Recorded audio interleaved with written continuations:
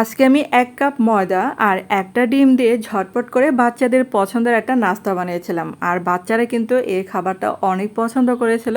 আসসালামু আলাইকুম সবাইকে। আর এটা দেখেন ভিতরে কত সুন্দর হয়েছিল। আর এই যে দেখেন এখানে আমি ১ কাপ ময়দা দিয়েছি। তারপর এখানে যে হাফ কাপের মতো চিনি দিলাম আর হাফ কাপের মতো গুঁড়া দুধ দিলাম।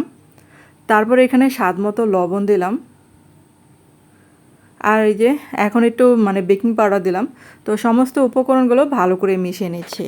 আর বন্ধুরা যারা আমার চ্যানেলে আজ নতুন ভিডিও দেখছেন কিন্তু চ্যানেলটাকে সাবস্ক্রাইব করতে ভুলে গেছেন, প্লিজ তাদের কাছে অনুরোধ রইল চ্যানেলটাকে সাবস্ক্রাইব করে পাশে থাকতে পারেন।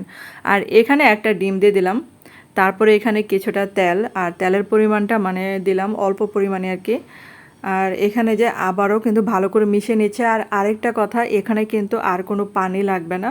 যদিও পানির মতো একটু শুকনো শুকনো লাগে, তাহলে আরেকটু তেল দিয়ে নিতে হবে। আর এই যে দেখেন এটা কিন্তু ভালো করে মথে নিয়েছে। আর এই যে ডোটাকে এখন এই যে আমি কোনো রেস্টে রাখবো না, হাতে তেল মাখিয়ে এখন এই যে আমি ওই শেপে আর কি বানিয়ে নিচ্ছি। আর আমি আমার পছন্দ মতো একদম সহজ যেটা আমার কাছে মনে হয় সেটাই আমি বানিয়ে নিয়েছি। তারপর দেখেন এই যে এটা চাকুর উল্টা সাইড দিয়ে একটু কেটে নিয়েছি, একটা সুন্দর দেখা যাবে তার জন্য। তো এরকম করে বানিয়ে নিয়ে এখন এই যে সাদা তিলে উপর দিয়ে আমি একটু গড়িয়ে নিচ্ছি।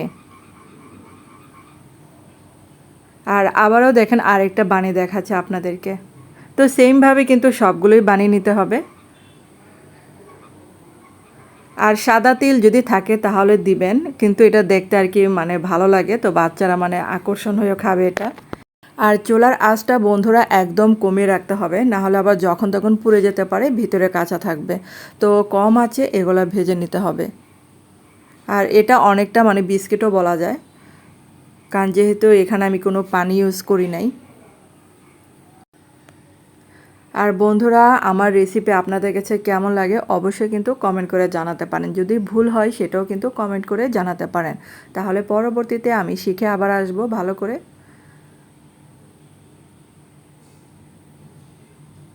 তো এটা দেওয়ার সাথে সাথে কিন্তু এই যে এরকম একটু কালার চলে আসবে। আর এই যে উল্টিয়ে পাল্টিয়ে এখন এই যে এটা কিন্তু হয়ে গেছে, তো চুলা থেকে এখন নামিয়ে ফেলছে। আর এই যে দেখেন সাইড দিয়ে একটু ডিপ কালার আর মাঝখানে একটু সাদা সাদা, দেখতে কিন্তু অনেক সুন্দর লাগে। আর এই যে এখন নামিয়ে ফেলছে। আর বাচ্চাদের অনেক পছন্দের একটা খাবার। তো আপনাদের কাছে কেমন লাগলো অবশ্যই কিন্তু কমেন্ট করে জানাতে পারেন।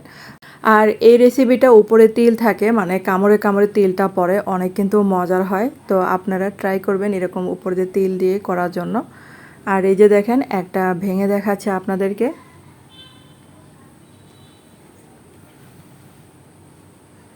তো দেখেন ভিতরে কিন্তু পুরোটাই বিস্কিটের মতো হয়েছে। তো ধন্যবাদ সবাইকে এতক্ষণ আমার ভিডিওটা দেখার জন্য।